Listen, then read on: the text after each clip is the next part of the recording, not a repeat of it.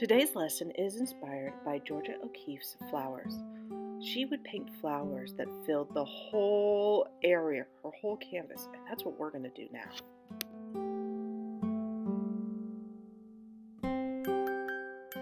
In this project, we're creating a flower in the style of Georgia O'Keeffe, which means it's going to be nice and big. First, write your name and class code on the bottom of the back of the paper and then flip it over.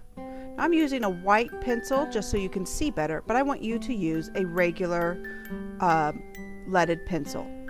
First, we're creating a radial design, which means start in the middle with a circle. The circle should be about the size of the palm of your hand. And then draw a curved line all the way out and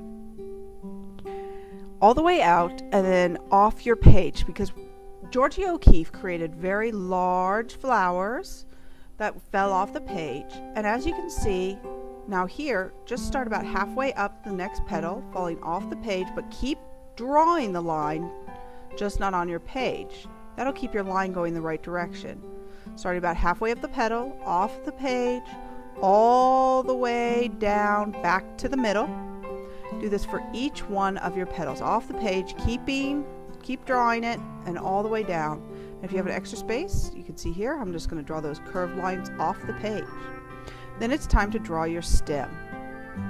Your stem is just going to be two curved parallel lines.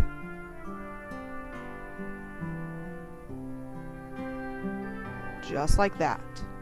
And now it's time to color it. First, you're going to start with white, and you're just going to add a big oval of white, and that is going to become the highlight, and you add that into the middle of each one of your spaces.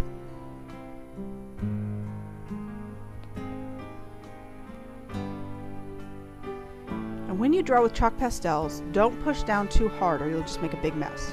Now pick out a color and pick out the light and the dark of that color. Here's a light and dark orange. And you're going to use the light, and you're just going to fill in the whole petal with the lighter color, and you can even draw just right over that white and fill in every petal. And as you can see, you can still see some of the black paper. When you draw with the side of a chalk pastel, you should still be able to see some of the paper shining through, because we're going to be blending all of this together in a little bit. Remember, we're using the side of that chalk pastel.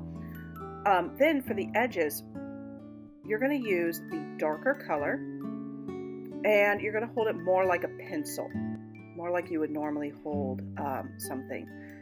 And you're going to do a harder line, but you want to make sure it's nice and thick. So if you have to go a couple of times to make a nice thick line, you want to make it push down harder and make a nice thick line with the darker colors. Now when we blend, we want to make sure we blend in the same direction as the petal is going. So we want to go with the grain is the term that's used. You don't want to go, like I want to go in horizontal lines here, because that would just look like a blob of color mess. You're trying to blend these two colors together to look like one color that just has a shadow. That's the idea.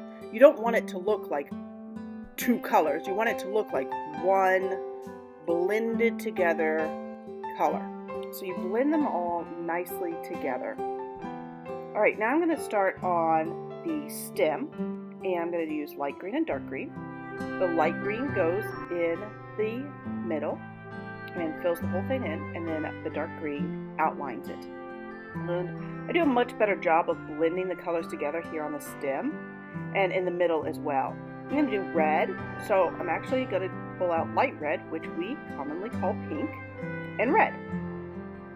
Fill in with my lighter color, outline with my darker color, and blend it all together so that it looks like one color with a highlight. And if you need to go back and add more color and do more blending, you are certainly able to do that. The main thing really is that each petal is its own work of art. So focus on each petal.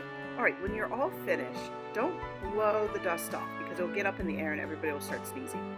Just tap it off on your table. Take a wipe your hands and your table with a wipe, and then gently wipe off any smudges that you have outside of your flower, and then you are all done.